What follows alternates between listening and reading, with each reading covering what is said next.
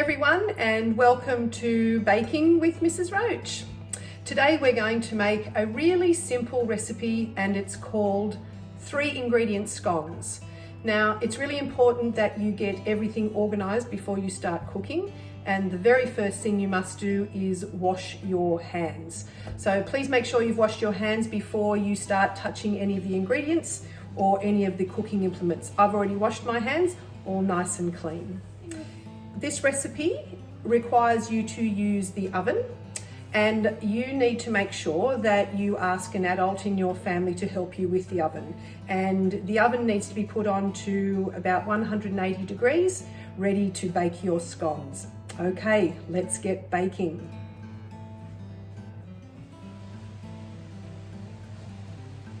So in a bowl, I have already put 2 cups of flour. You're going to need 3.5 cups of flour. So let's put in the last 1 cup and then that half cup as well.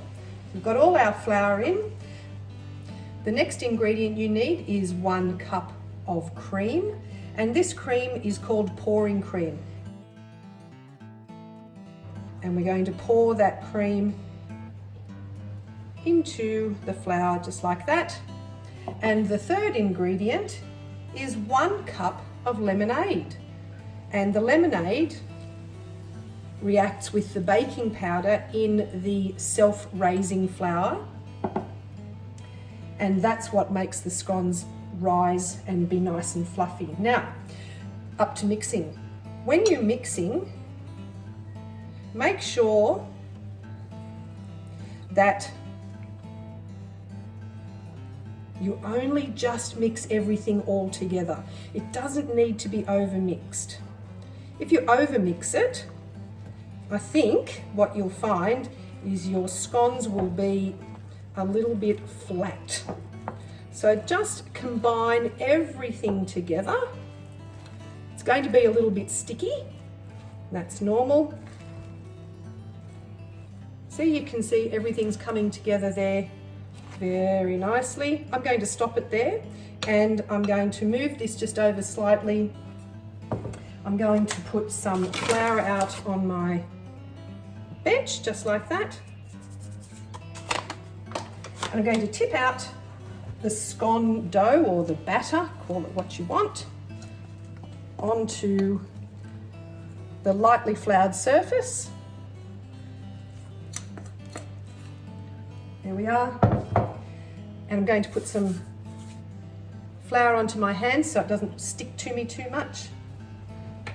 I'm just going to pat this together, a bit more flour, just like that. And that's it, all you need to do for that part of it, until you are now ready to make your actual scones in the shape that you'd like them. Now, I'm using a little cutter that I use sometimes to make biscuits, but I'm not using this fluted edge. This is called fluting, with that little shape. I'm going to use the round edge, and I'm going to press up and down into the scone mix, but I'm not going to twist it. When you twist it, it changes the outside of the scones and it prevents the same rising. So here we go. I'm going to press down and up. And I'm going to put that scone onto the baking tray. Now, the baking tray, I've already put some baking paper, so it's not going to stick. So down we go again, and up. And I'm going to put them, or this one, right next to the other one, just touching slightly. Here we go again. Another one. And I'm going to put that one next to the other 2 already there. Here we go again.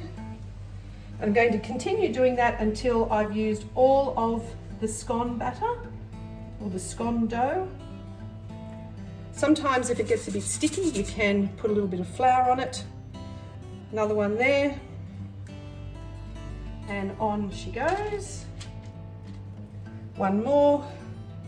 Now you can see that I've got some scone batter left, so I'm going to reshape that scone batter that's left. Out you come. There we are. A little bit more flour on my hands. Maybe just a little bit more from the bag. And reshape it so I can get some more. Okay, here we go again. A little bit more flour and another couple. I did a little bit of a twist there, didn't I? That probably wasn't the best idea. I'll try that again, straight up and down.